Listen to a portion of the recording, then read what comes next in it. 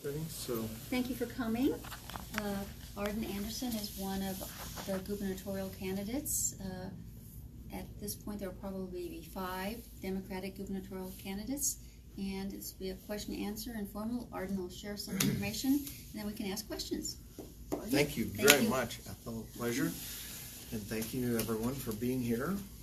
Every person is important. So feel free to ask, of course, any question about any subject you wish. I get sometimes questions that are medical even at times, so that's all right too.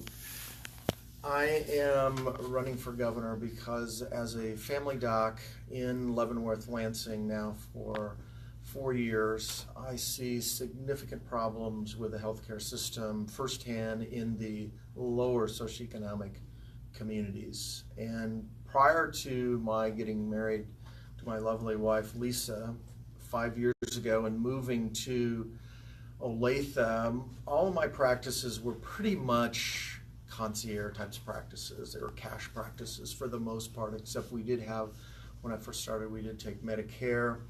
But other than that, everything else was cash practice. So for the most part, people came to us that had cash, one, because of the services that we provided, and 2, they could afford it. And so it has been a very interesting undertaking, seeing the lower socioeconomic group of folks, particularly very much a large percentage of minorities. I do have some homeless people as well in my practice. And I have people that wax and wane from no insurance to Medicaid, depending upon what happens in the month with how much money they make and those kinds of things. And so a critical issue that I see relative to our economy, relative to our education, relative to our safety, our public safety issues, is still healthcare. And more I see that, particularly in the lower socioeconomic class of folks. If they have health care, other things become easier for them as far as thinking about improving their job, taking care of their children, not having to make decisions on a daily basis of, let me see, am I going to pay for food or am I going to pay for medicine? And even some of them on Medicaid, because of the squirrely rules that Medicaid has for medications, they have to make some of those decisions as well. I have traveled around the world. I am a flight doc in the Air Force as well, and I have been involved in healthcare systems, not only militarily, but also traveling, and actually have been a patient in some of these systems. But I've officially been involved as well as an evaluator of foreign medical systems because of the Air Force. And so I understand how the system can work, and we spend, just in Medicaid here, Medicaid's about $8,700 per person. How do you figure that out? There's about 370,000 people. It's a $3.3 billion budget. It comes out to be about $8,700 per person. Australia overall spends $4,300 per person in their healthcare system. And we can do the same. The money in this state doesn't stay in this state. That $8,700 does not go to the patient. It does not go for the patient. A lot of that money, as much as 50% of it, leaves the state. How does it leave the state? First, in corporate profit. By privatizing Medicaid, the first rule of any privatization is we've got to take our profit off the top. That's what it is. Our prison system is the same thing. Number 2, we've allowed our legislators to put through legislation not allowing our healthcare system to negotiate drug prices. So we look at drug costs in this country versus Canada versus Europe versus Australia, and we spend 2 to 5 times on the same drugs manufactured by the same companies as what they do.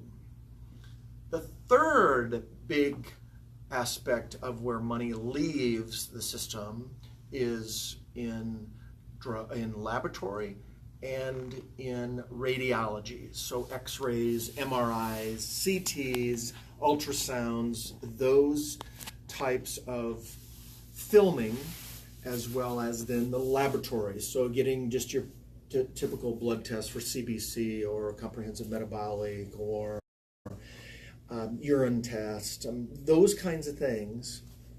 And we have models in this country where private companies, Subaru, for example, or General Motors, or other large corporations, negotiate the cost for their personal employees for these various different services. Example, I'm quite familiar with Subaru in Lafayette, Indiana.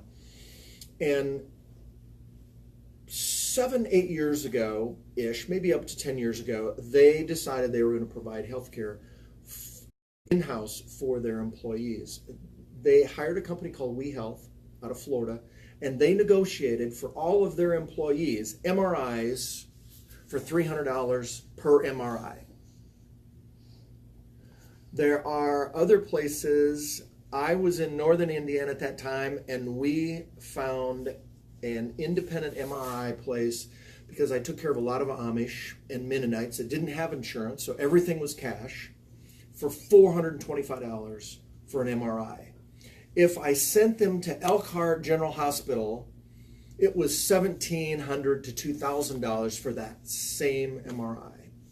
So when you combine those three categories together, that privatization profit, the drug prices, and the radiology and labs, that's where that additional money is going. The difference between what Australia is paying and what we're paying just in Medicaid here. Remember, I said $8,700.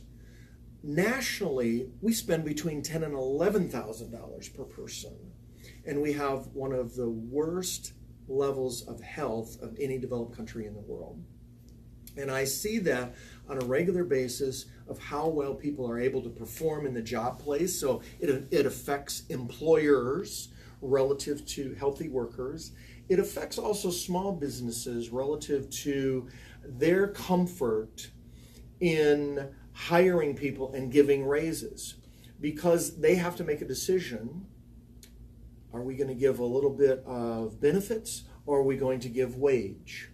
And so if we got the cost of healthcare down, had an appropriate healthcare system, employers would be more open to giving wage increases, which we need so people can pay the mortgage, send the kids through school, than we do now.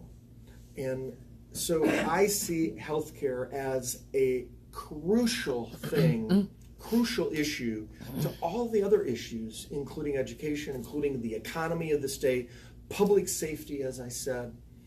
I have taken care of a number of the officers at the prison, state prison, as well as even some of the inmates there. And so I see from an inside perspective of what goes on with those individuals and what things they are laboring with when they get out, because I also take care of a number of what's called NAF care, which are, once you go to prison, you're in for X number of years, they put you in a halfway house on your way transitioning from prison to back into society, and it's called NAF care, and they may be there 3 to 9 months.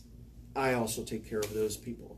So I get to see the issues that they're dealing with just from a healthcare perspective, and then that healthcare affects whether or not they're going to be physically ready to get out in the society, back into getting a job. So I also have a background in education. My undergraduate degree is in agriculture education. I've been in the classroom. I've done the lesson plans, taking care of students. I understand the questions that need to be asked of the teachers. And when we look at how the budgets are put together in the state, the teachers are the last people that they ask. They ask the administrators, they ask the legislators, but they don't actually ask the teachers, what do you need in the classroom in order to achieve the mission? as an Air Force colonel, mission is very important to me. You first have to focus on, what is it you're supposed to be doing? What is the mission? And if our mission is to turn out youngsters that are educated sufficiently to be able to contribute to society, whether that mean prep for college or whether that mean prep for vocational education, it doesn't matter. That's their choice. But the goal of our K through 12 system is to prepare young people to be able to take that next step, whichever one they choose. And if they are not prepared, it kills our economy, it hurts our healthcare system, it hurts our public safety system. And so the teachers are best equipped to say, what do I need to achieve that mission? What not only money do I need, what facilities, what equipment, what time, what help do I need? And one thing that all the teachers tell me, particularly special ed teachers, they're short of paraprofessionals now. Because of the budget cuts and because of the way the money's been allotted, they're short of paraprofessionals, which means now this special ed teacher, rather than being able to collectively teach the class, has to take care of individuals, which is what the paraprofessionals should be doing. And so they end up not being able to collectively do everything that we need to have done. One thing as well, and actually I may have Shawnee kind of add into this because she and I have been talking about it quite a bit, and that is when we talk about education, and particularly we talk about special needs children, what a lot of people don't understand is that right now 26% of our children are considered special needs in our K through 12 across the country. 26%. Wow. What happens to these children once they leave school? And statistics say, the research that I've done, of those that are 24, 25 to 65, which should be the working lifespan here, only 27% of them have a job. Many of them are not even employable. And why I mention Shawnee is because she has an autistic son who's in his early 20s.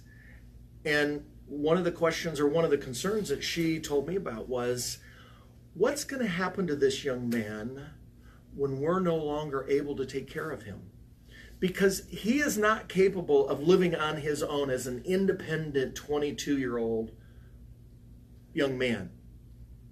He does fine living at home with his parents, who can kind of police overall things of what's going on, who can make sure that there's food available, that there's heat in the house, that there's transportation, and he does have a job. But what's going to happen when parents are no longer able to take care of that child? Who's going to pay for it? Where are they going to live? And who's going to pay for that? And when you think about it, if we look at the trend right now, the trend in that percentage, that 26%, was only 12% in the 1990s. So we've doubled in 20 years, 25 years, doubled. If you track the trend in the next 10 to 15 years, we double again. The cost per student of a mainline student in the state of Kansas is somewhere around $10,000. The cost of a special needs child is 2 to 10 times that. Severely autistic children cost us up to $100,000 to take care of. No one here in Topeka is considering that cost over the next 10 years. Of what are we going to do about that? It's not just a cost outlay that we're going to have to come up with as a society. It's also, what are we going to do as this population continues to age and they no longer can live with their parents? That also is a social cost. It's also a budgetary cost of what are we going to do about that. the next big question, because that's easily debated, really. How are we going to pay for it? Oh, we're just going to raise taxes, or we're going to do this or that, or we're going to have certain kind of government housing, or we're going to have some kind of social worker system that's going to help take care of them. Great. That's a fairly easily debated issue. Nobody's really talking about that, but it is a fairly easily debated issue. The question nobody wants to talk about is, why is this trend continuing? Why has it doubled since 1990s to today, and that trend may double in the next 10 to 15 years? Nobody wants to talk about that, because that's not politically correct. Because as soon as you start talking about that, that now becomes a medical issue of why it's happening. It was just on NPR. What do you think is the number one cause of illness, death in children today? You think it's measles? Is it upper respiratory infections? Is it ear infections? Cancer. Cancer is the number one illness or disease cause of death in children. Is that because their grandparents are living longer? Because we hear about that in our society today, that, oh, well, we're having more cancer because people are living longer. Really? So a 6-month-old baby has cancer because grandma is living longer? No. No, it's environmental, I would think. It's environmental. Absolutely, it's environmental. But that is really not politically correct to talk about. Because then we have to talking about what environmental issues and where are they coming from. And heaven forbid if we thought about addressing where those things are coming from, because they're costing us healthcare money. Cancer treatment is one of the most expensive treatments we have in society, and it's the number one illness cause of death in children. So we're having to pay for that. That's a huge expense. Saying nothing about the emotional expense of losing a child. Saying nothing about the emotional expense of losing a child. It's huge. Well, when you talk about autism, yes, and why we don't talk about it, I've heard about it, but I don't think there's an answer. And people say it's environmental, but is it? That's debatable, and I haven't heard any answers for it. Very good question. It's debatable within the social context. It's debatable within the educational context.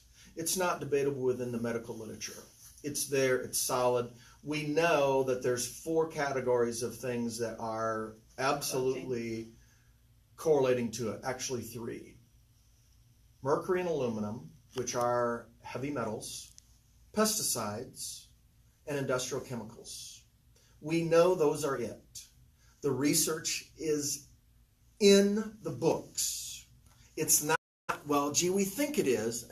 No, we know that's what it is. In fact, there was a study that just came out this past January-ish or so. They were looking at the genetic side of this, and it was acknowledged, yes, there is a genetic susceptibility to autism. Actually, it's really called ASD, the Autism Spectrum Disorder. It's now classified as a long spectrum, severe autism, Asperger's, attention deficit, OCD, other things. So we have a huge spectrum here, really, autism spectrum disorder type of thing. And what the genetic researchers found is that, yes, it is genetically susceptible. So something has to trigger the genes, though, to actually manifest as autism. And what they were looking at is they were also looking at childhood cancers. And what they found is that it's the same gene bank that results in autism as results in cancer. It just depends upon which environmental trigger stimulates those genes. one group is going to stimulate this child to become autistic, the other group is going to stimulate this child to have cancer. And Wow. it's still all about genetic susceptibility relative to what's triggering it. Because all of us are born with given genetic susceptibilities. What determines whether or not we succumb to a given illness, whether it be ulcerative colitis or autism or dementia, Alzheimer's, Parkinson's, whatever it might be, is the environment in which we grow up. Because we know through epigenetic and epigenomic studies, what that is that's a study of how historical environments, in other words, your parents, your grandparents, and so on, how their environments affect your genes today. And what we know is that the environment is what turns on those genes or turns off those genes. It's not random. It's not guesswork. It's not, well, gee, we think it happens this way. Now we know it's the environment turns it on. Okay, so it's the environment turns it on. We've isolated the genes. We know that it's environment, generically speaking. Then what specifically in the environment? We know it's mercury and aluminum, specifically that trigger the neural changes, the genetic neural changes that result in autism. We know it's certain pesticides. It's not all pesticides. It's certain pesticides, and one of them is Roundup, glyphosate. We know that. It's been researched in animal studies over and over and over. It's been shown in human studies. We know that. We know there are certain industrial chemicals that trigger the same kinds of things. The problem is that's not politically correct to talk about those things because, oh, gee, people like their Roundup. But the problem is that we're paying for it dearly.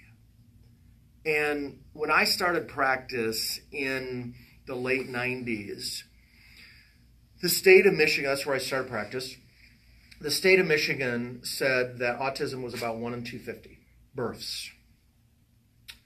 Between 1993 and 2000, and because in 2000 I went to a conference that was put on in Detroit by the coroner's office, and it talked about the statistics showed 1,000% increase in autism between 1993 and 2000 in the state of Michigan. And as well, at that time, they were talking about ADD and Ritalin and Adderall and what those things were also potentially causing down the road in heart disease in these children. And if we then look at how that trend has continued, the latest CDC report that just came out 2 months ago, I think it was, showed autism in 2016, because they're usually about 2 years behind. In 2016, overall in the entire country is 1 in 59, and boys 1 in 32, and in some areas, some clusters, is as active as less than 1 in 30. It just depends upon what that exposure is. We can do something about that. And what frustrates me in many ways is that when I read the Democratic platform for the state of Kansas, and actually you can read the national one as well, or you read the Democratic platform in just about any state you want to go to, environmental issues are always one of the platform topics that the Democratic Party talks about being important. Yes, healthcare is always on that list as well. Equal rights is always on that list as well. Education and a number of things. But the environment is always on the list.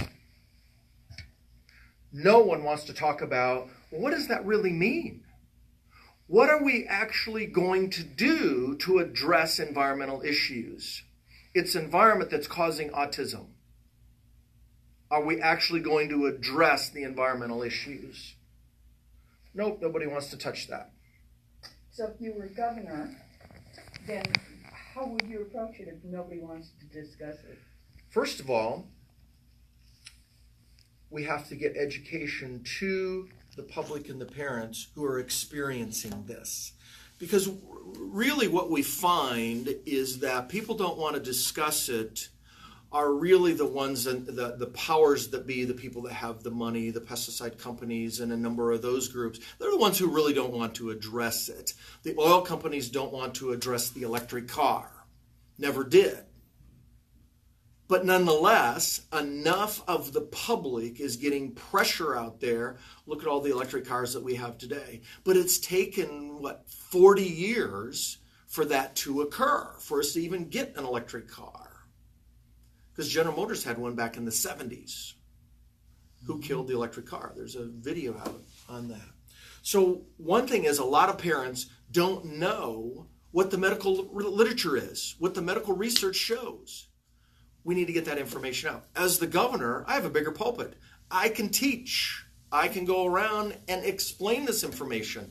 We have professionals in the industry that keep their mouth shut because they don't want to lose their jobs, because they want to be able to help as many people as they can help. But if they get public with that information, they're discredited.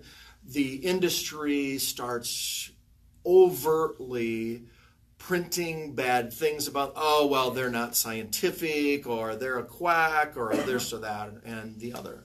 We have to get that information out.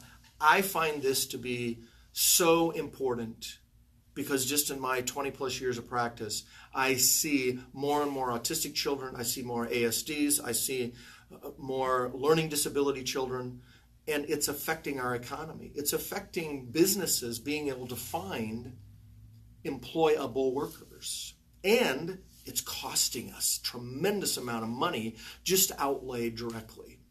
So we hear about the lead problem in Michigan. Yes. You probably remember that. According to the CDC, is it CDC or the EPA, there's over 2,000 communities in the United States that have equal or worse lead problems than what Flint, Michigan does. Are we doing anything about that? That's an environmental issue. The only reason Flint, Michigan is now getting attention is because it made the news and enough people had outcry, let's do something about it. So information is power only though if you get that information out there. Otherwise, it's no power at all. So as governor, one of the things that I see, the responsibility of the governor, I was thinking about this today as well, is to protect every person in the state. That's first and foremost. The responsibility of the governor is to look out for the welfare of every person in the state. Look out for the safety of every person in the state. As such, if I know something that affects the overall health of every person in the state, I need to say something about it. I need to help get that information out there, help teach about that. Do I think that in 4 years we're going to turn everything around? No, I'm not that naive. But we have to start the discussion. We have to start the information so that we can make that change. I mean, look how long it took for the U.S. government to acknowledge AIDS and the HIV problem. I remember in the 80s, and when I went through medical school in the early 90s, it was an absolute death sentence. If you were diagnosed positive HIV, it wasn't a matter of if you were going to die. It was only a matter of, are you going to die within the next 2 years or the next 6 months? Today, my goodness, it's unusual for people to die of AIDS today because of the medical technology that got out there. But it's amazing how much conservative media there was out there saying that the only reason people got AIDS was because they were promiscuous or they were bad people. And I mean, it was terrible. But it took us, 20 years to get that information out there. Thank God we had pioneers that wouldn't roll over. And It's the same thing with Agent Orange in our Vietnam veterans. It took 25 years before the DOD and the VA acknowledged Agent Orange was toxic to our veterans. And we have a 50% diabetes rate in the survivors. And now they've added many, many more diagnoses to that. Cancers and kidney failure and heart problems, and only because we had people who wouldn't roll over and shut up. Because the data was there, the literature was there, and they said something about, yeah, it stepped on a lot of toes.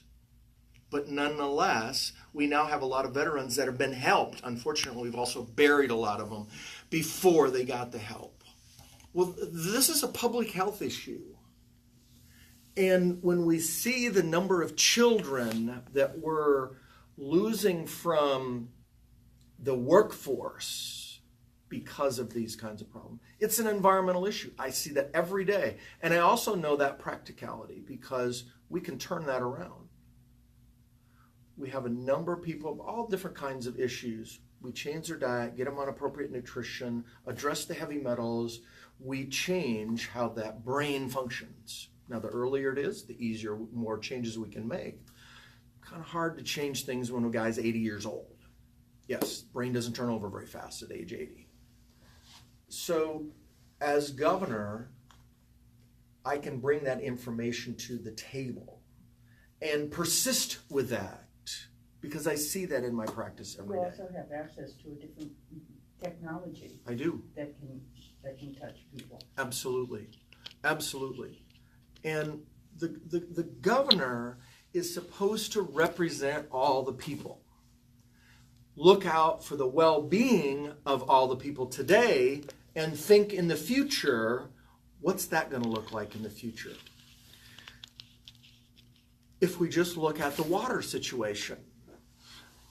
I went to school, undergraduate school in Arizona. I remember in the 70s, water was a major problem. The city of Tucson was buying as much land, thousands of acres, in the surrounding areas just to get the water rights, to be able to bring that water to the city of Tucson. Because they recognized 20, 30, 40, 50 years from now, there isn't going to be any water, and that will be the biggest limiting issue. So what are they talking about in the state of Kansas? Oh, we need to build an aqueduct from eastern Kansas to move water to western Kansas. Well, who's going to pay for that? And how viable is that going to be? When one of the problems that the Indian tribes are having right now is that the Missouri River is highly contaminated with mercury. Great, so we're going to move that mercury water to the west and we're going to spray it all over our crops. Wonderful. Either that or we've got to take that mercury out of there. Nobody's talking about the cost of doing that. That's not cheap. Why not address the real issue of water waste? That's an agricultural issue. We can increase carbon in the soil, which increases water holding capacity, which makes it so we don't need that aqueduct to ship water out there. We use the water that we have there. That's an agricultural technology issue. I've taught that for 30 years. I know how that operates. Again, that information needs to be gotten out there so that we can change things. And it's interesting about politics. I don't know if you've watched Oliver Stone's historical film on the untold history of the United States. It's very interesting. I enjoy history. It's very interesting about how things changed over the years and who made what decisions and what people or politicians were in place and how things got overruled because of certain businesses or certain individual political interests and so on. I'm not a career politician. I don't plan to be one, and I don't pretend to be one. And what I see and why I'm running is because I see things not really changing.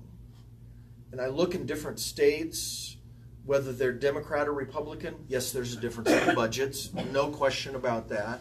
In the Republican states, we're having more and more problems with deficits and underfunding of education and things like that. Absolutely. I mean, Bobby Jindal in Louisiana and Brownback here in Kansas. No question about that. I don't have any disagreement about that. But I also look at those same states, nothing's being done more about autism. Nothing is being done more about environmental issues. Nothing is being done more really about solving our agricultural water issues, other than, oh, well, we need to cut back on it. Well, you can only cut back so far. We have to improve the actual utilization of our water, of our natural resources, in order to make true long-term changes that are going to affect our children, our grandchildren, our great-grandchildren, and so on down the road for those. I understand how to do those things. I mean, that's been my business, been my life's work for doing things. And as a colonel in the Air Force, I also understand differences of opinion that people have about the same thing. And the key thing is that we can disagree about subjects, but in the end, we are still on the same side of the fence. We're still people, we're still citizens of the state, we're still going to be living here. Our children, grandchildren, and neighbors are going to be living here. We have to come to an agreement to move forward. And unfortunately, in a lot of places, we see it's not. I mean, you're old enough to remember the 70s and 80s. Yeah, there was a lot of dissension on the Democratic and Republican side, but they still came to agreements, had budgets, and then they went out to coffee together. They get on the TV and, oh, well, they're like cats and dogs against each other, but behind the scenes, they still work together. Today, we have less and less of that. And the only way we're really going to solve these problems is we've got to bring those things together.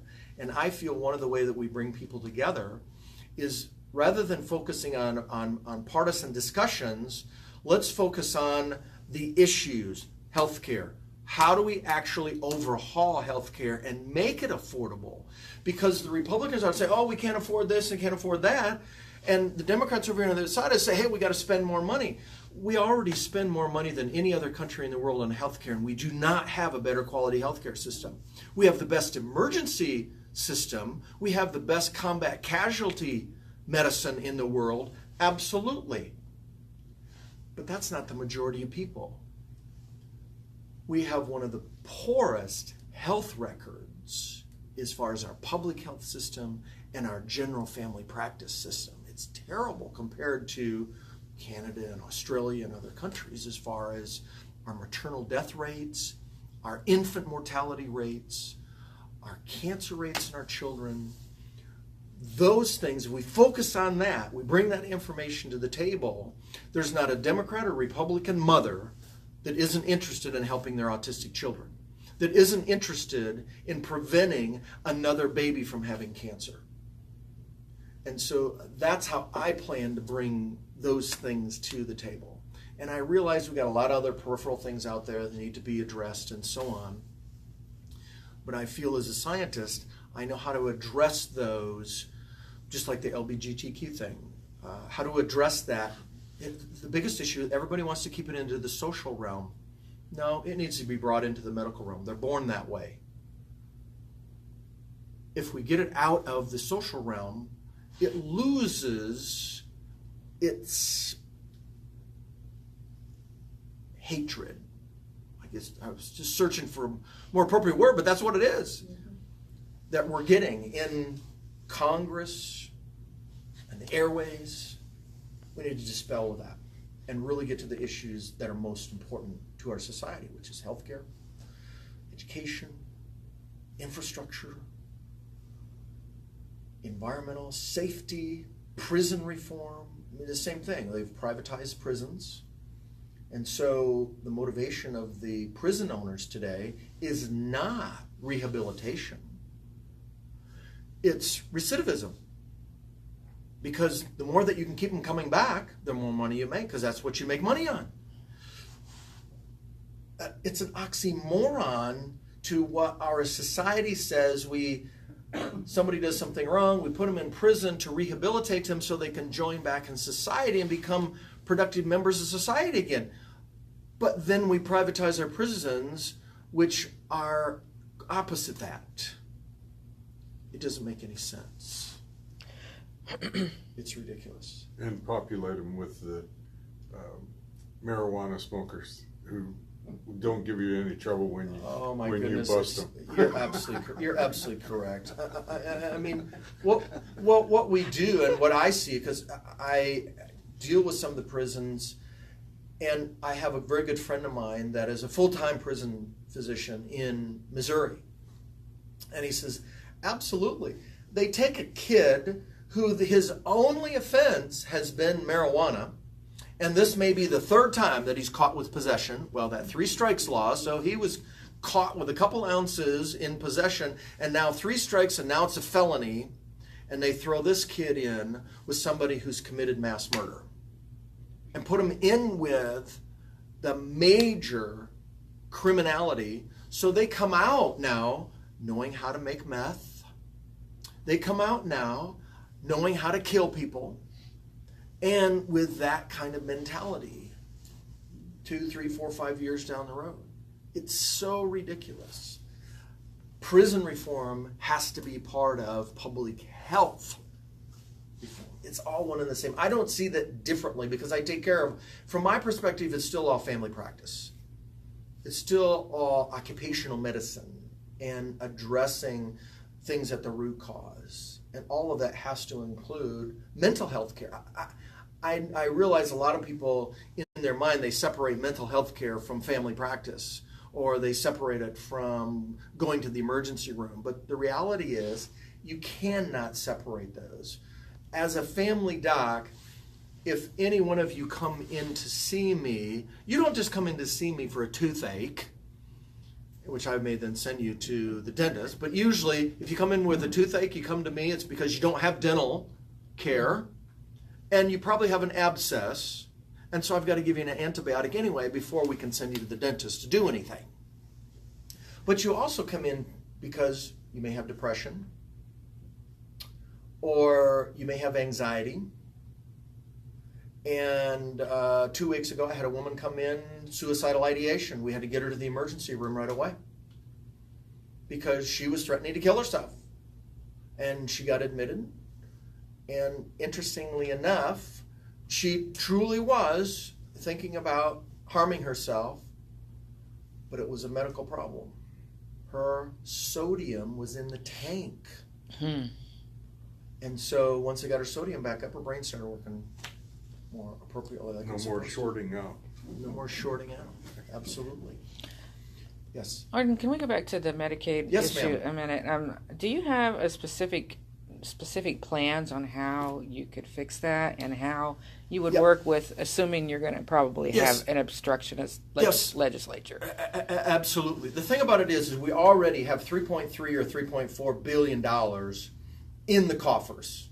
That's a given. Nobody's suggesting cutting that fund. I haven't heard any of the Republicans make any recommendations for cutting the current Medicaid. They just don't want to expand it further. But I haven't heard any of them because they know that's not going to get through. Some of them may think it privately, but it's not going to get through.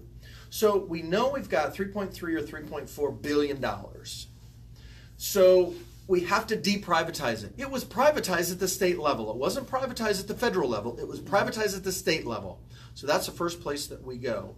And I think what we really have to do, it's actually a little bit like Bill Clinton did. Why was Bill Clinton so successful in balancing the budget?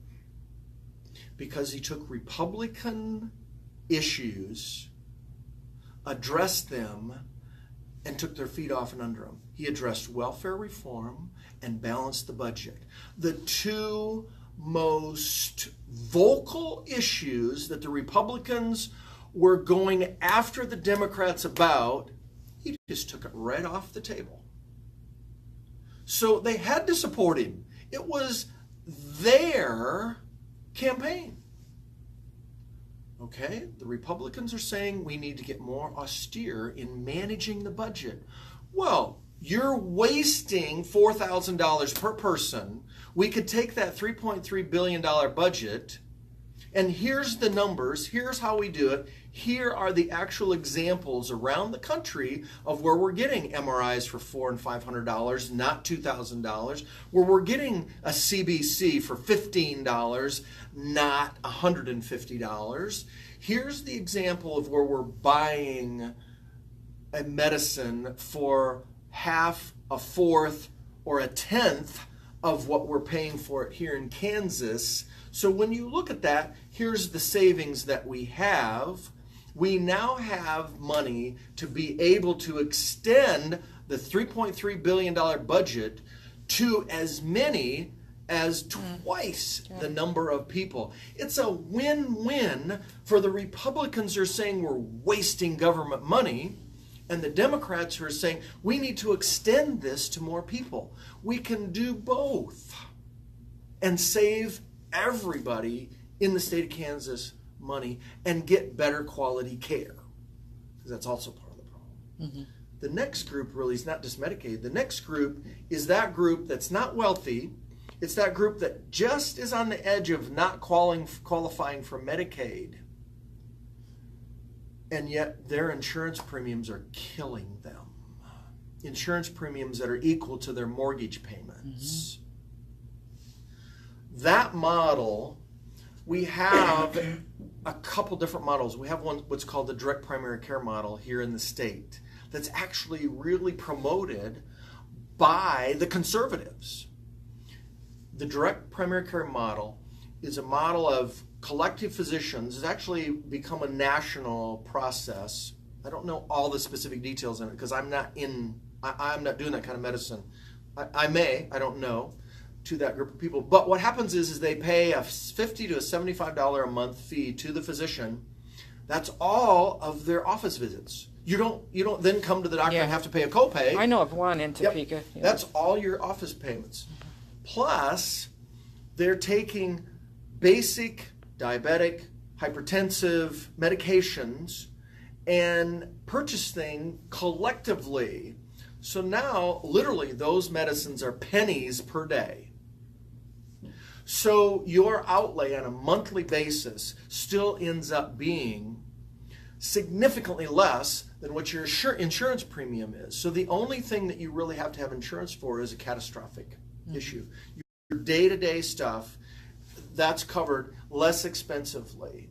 And actually, you're getting better service. I'm not saying that is the model that we mandate. I'm saying that is a model that we can look at to helping that group of the population that really is being missed. Mm-hmm. That group that's just above Medicaid and that group that doesn't have employer-paid health care and doesn't quite make enough money to be able to afford having health care on a regular basis, that, well, particularly with a reasonable deductible. Mm-hmm. I mean, a lot of people have health care now, but it's a $10,000 deductible. Yeah, you might as well not have insurance with a $10,000 deductible, because not very many people here can come up with 10 grand. And so essentially they don't have insurance when it comes to getting office visits and having to pay for medications on a daily basis. You're talking $1,000 a month that they're still having to come up with, and yet they're also paying insurance premium on top of that. So we first, though, in my opinion, we first have to address that Medicaid side of the equation.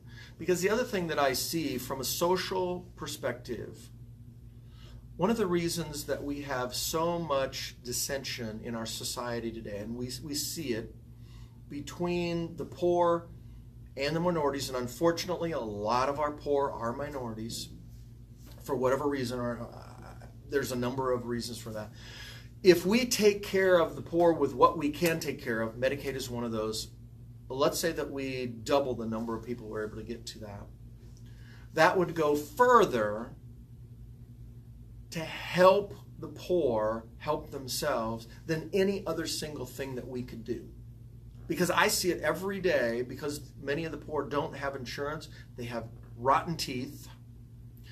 Many of them can't afford to go and get an eye check. So the children don't have adequate glasses. So some of them can't read or read very well. Some of the adults can't. If we just address those issues, we now could make them more employable, which helps everybody. So now we can move them. And I'm not talking about having to raise taxes to do that. That, I think, is the most important thing, is I don't have to raise taxes to help more people. We just have to stop shipping that money out of state. That's really what's happened, is that's our money that's leaving the state via privatized system, both in the prison system as well as in the healthcare system. Right. And is that going to be easy? No. But it got here, so we certainly can reverse it with the appropriate information out to the public. And I know there's going to have to be some compromise, and we're probably going to do it incrementally, but we've got to start moving in that direction. If we don't, I think truly we end up with a catastrophe.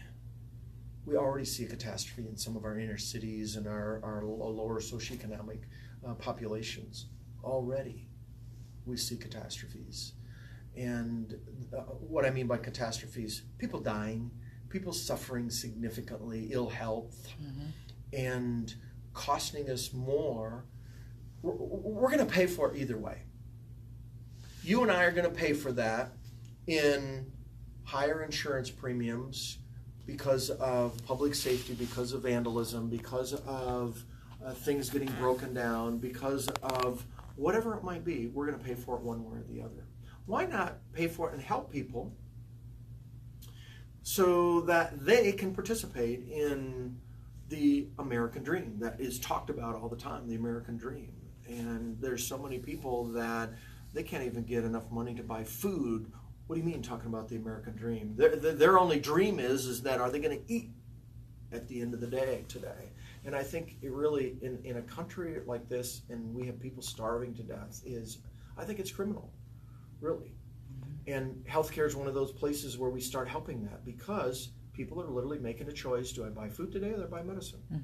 I have patients that have to make that decision. Well, I don't want to change the subject. Yes, ma'am. Go ahead, though. Okay. If you were governor, what would you do about the police targeting minorities and the violence that's happening with them? Good question. Good question. Part of that goes back to an education process. There is, I think we have to go back further. Part of the problem goes back to our lower socioeconomic folks feeling like they don't have the American dream because they don't have health care. A lot of them don't have much education. So they have been left behind in a lot of those things. And as a result of that, yes, we do have higher levels of crime and various things like that in those inner cities. No question about it. And so what happens is the police come in with the opinions, well, this is the way historically it's been. Like, you go to downtown Detroit, it's the gun and knife club. I remember in the 60s and 70s when I grew up, Detroit was the murder capital of the world. So I have to say, when I visited Detroit as a younger adult, I expected, we got to look around here. Wow, we're going to Detroit. This is the murder capital of the world. So I think that belief or that mental training comes through, and people do get profiled. There's no question about it. Is it malevolent? Sometimes it doesn't matter whether it is or isn't. Whether it's malevolent or whether it's just an innocent, this is what we're doing type of thing.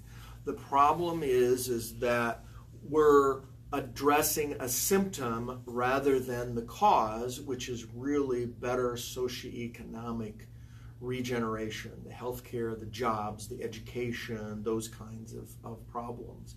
And I've talked to a number of African American or Hispanic friends of mine. They have been targeted, they've been pulled over just because they were in an area and they were a black man or woman, or they were Hispanic, or they were an Arab, or in walking down the street and how they're treated. Unfortunately, that is human nature, but we can change human nature by how we treat people.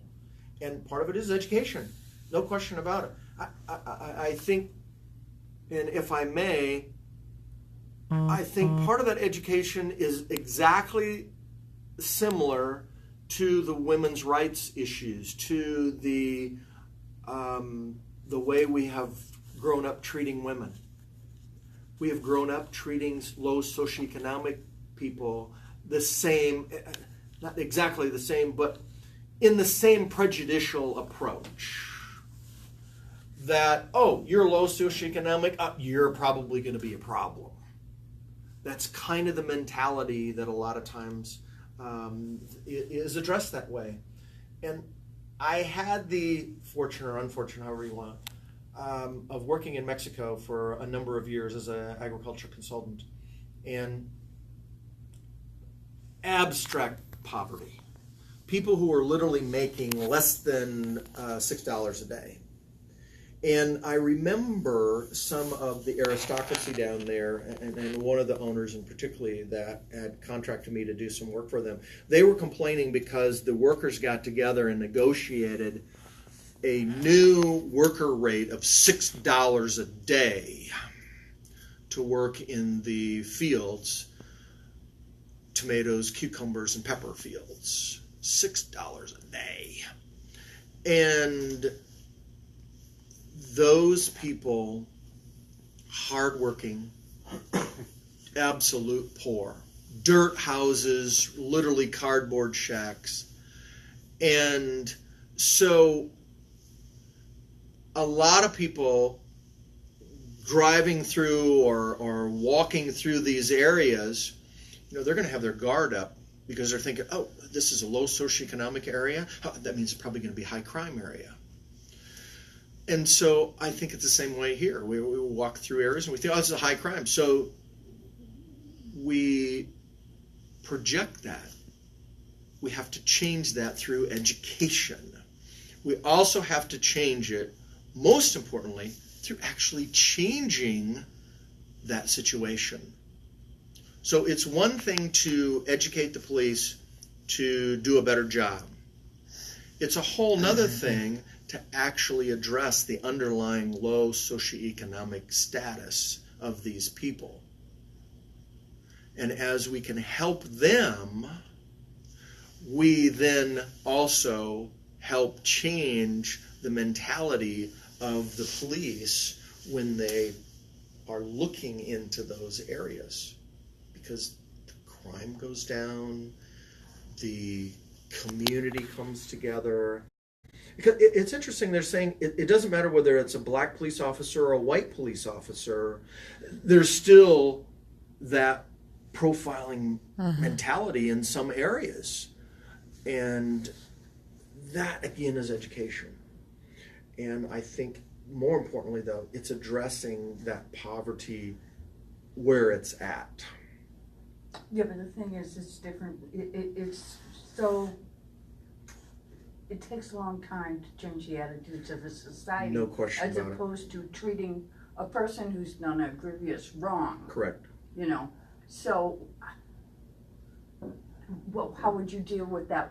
You first have to set a different culture. You start at the top, number one. The governor sets the culture as to what he or she is going to tolerate in the administration, what kind of people we put in place. In other words, who we appoint to the various different agencies as our appointees, because the governor does appoint a number of people to various different agencies that then are responsible to be in charge of those agencies. So the culture that we set in place for that, the oversight then, as far as the culture that we tolerate or don't tolerate, we have to set that standard.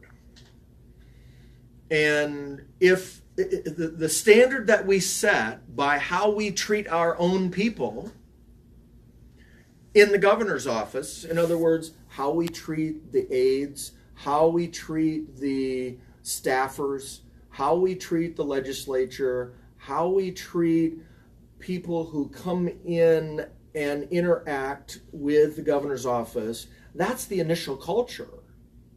And it's just like the lady said last week at the Kansas City Women's Political Caucus, there's a strong old boys club in both the Missouri and the Kansas legislatures. Legislatures. There's the old boys club. Now, they were specifically talking about women's rights and sexual harassment and those kinds of things. But it's an old boys club. Democrat or Republican, it doesn't matter. These ladies, it does not matter. It's an old boys club. People have been there a long time. They still function like it was the 1950s as far as how they treat minorities, women, how they treat anybody who's not on the inside. And that goes with who they appoint, that goes with who they hire, that goes with how they speak, that goes with what they tolerate and overlook. And so there's no way that a police officer in downtown Leavenworth is going to change his or her culture if the culture in Topeka at the governor's office hasn't changed. And we see that right now. Finally, the governor of Missouri resigned. But how can the police officers in Kansas City, Missouri, be scrutinized for behavior when the guy who's in charge behavior is no better? So, in answer to your question, I start with who I put in place. And does that guarantee we're going to have a change? It starts the process. It starts the process. And I think we get more women involved, we get more diversity involved. But women or men, it doesn't really matter. It's still what kind of culture you have. Yes. And it's interesting, and just in the aspect of, I remember when I went through medical school, there was a huge trend at that time of more and more women becoming GYN doctors. Because more and more women wanted female GYNs. Of course, why not? The interesting thing, though, is that for many years and in many places, women still come in to my office and say they would still prefer a man to a woman GYN. That's not always the case, but the reason being is because many of the women in some cases have, in order to try to become a part of the old boys club, have actually become more masculine than what the women did. And so the point that I want to make on that, just because I appoint a minority or a female or LGBTQ does not mean that they automatically will exercise a better culture. You still have to look at the person themselves and put people in who truly are diverse in mind, thought, and deed. And so, again, it's the person. It's not the gender. It's not the sex. It's not the nationality or the race that makes the difference. It's what's in their heart that really makes the difference in how they're going to treat other people.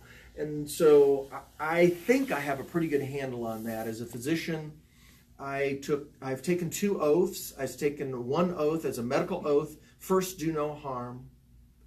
And I've taken a military oath to defend this country with my life if I have to.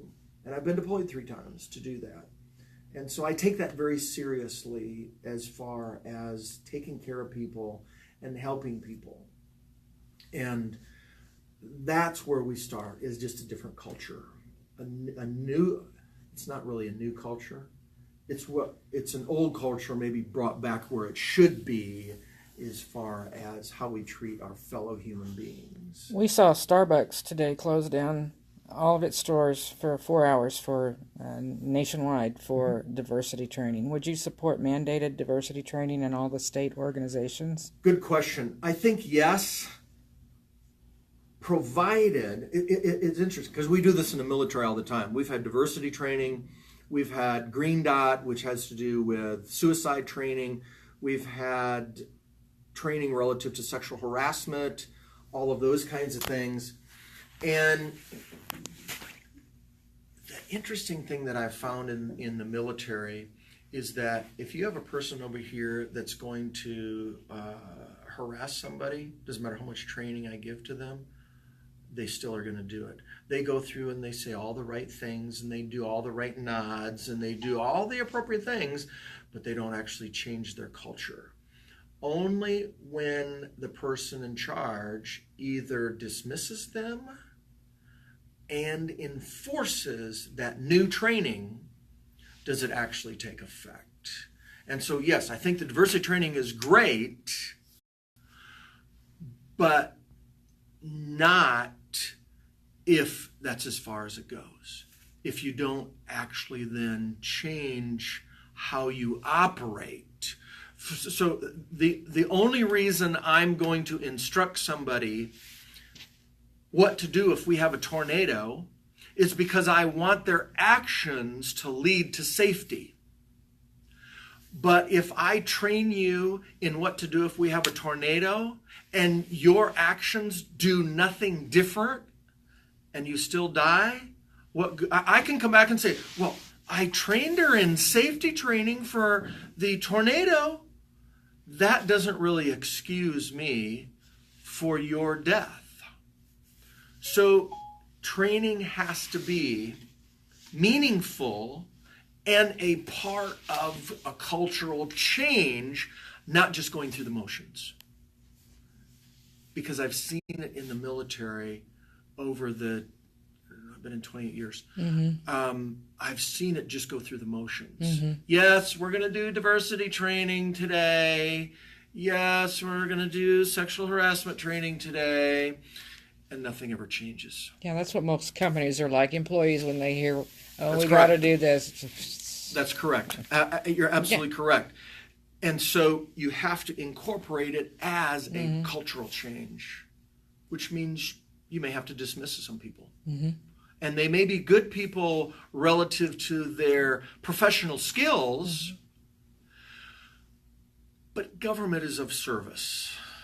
And if the personal actions of an individual interfere with another person's ability to execute their professional skills, I don't care how good this person is.